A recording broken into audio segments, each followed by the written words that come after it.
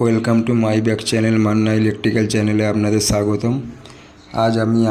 আজ আমি আবারও একটি নতুন ভিডিও নিয়ে হাজির হলাম।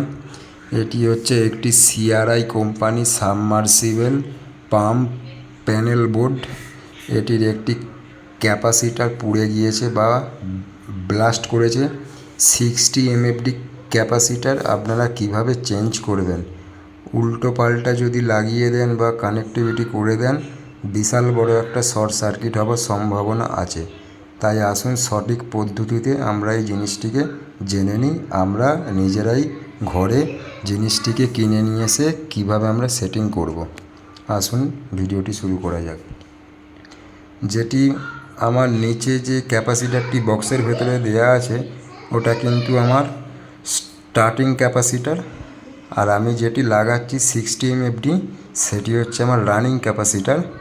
তা আমি এখন তারগুলোকে ছুলে নেব।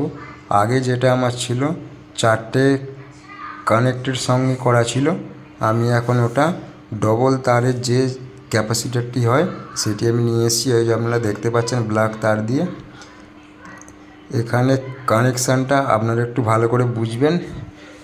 আমার যে স্টার্টিং যে ক্যাপাসিটারটি দেওয়া আছে সেটির সঙ্গে আমি রানিং যে ক্যাপাসিটার আছে সেটার সাথে একটা শর্ট করে দেবো আমি।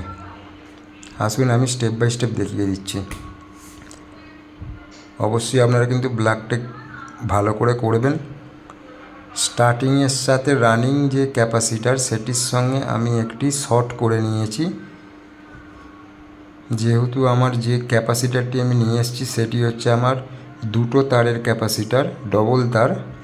আর আমার যেটা আগে ছিল সেটি হচ্ছে 4টে কানেক্টের করা ছিল, কোম্পানি থেকে ওটা করানো ছিল, যার কারণে আমাকে এখানে এখন শর্ট করে জিনিসটিকে অন করতে হবে। আমি একটির সাথে একটি শর্ট করে দিলাম। ভালো করে আমি টেপ করে দিচ্ছি।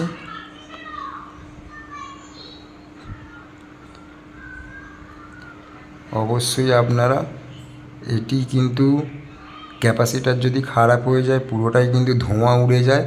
আপনারা কিন্তু অবশ্যই মেন সুইচ নামিয়ে কাজ করবেন, সাবধানতার সাথে কাজ করবেন, রিস্ক নিয়ে কাজ করবেন না। আমি একটু ক্লামগুলোকে ভালো করে চেপে দেব যাতে আমার জিনিসটি আর পারফেক্ট ভালোভাবে হয়ে যায়। দেখতে পাচ্ছেন কানেকশান আমি এখানে করে দিয়েছি, একটির সাথে আরেকটি আমি শর্ট করে দিয়েছি। স্টার্টিং আর রানিংয়ের সাথে একটা শর্ট করে দিয়ে এই যে আমার 60 এমএফডি ক্যাপাসিটারটা আমি এর সাথে জয়েন করে দিয়েছি। ভিডিওটি যদি আপনাদের একটুও কাজে আসে তাহলে আমার চ্যানেলটিকে সাবস্ক্রাইব করে রাখতে পারেন। নিত্য নতুন টিপস বাই টিপস ভিডিও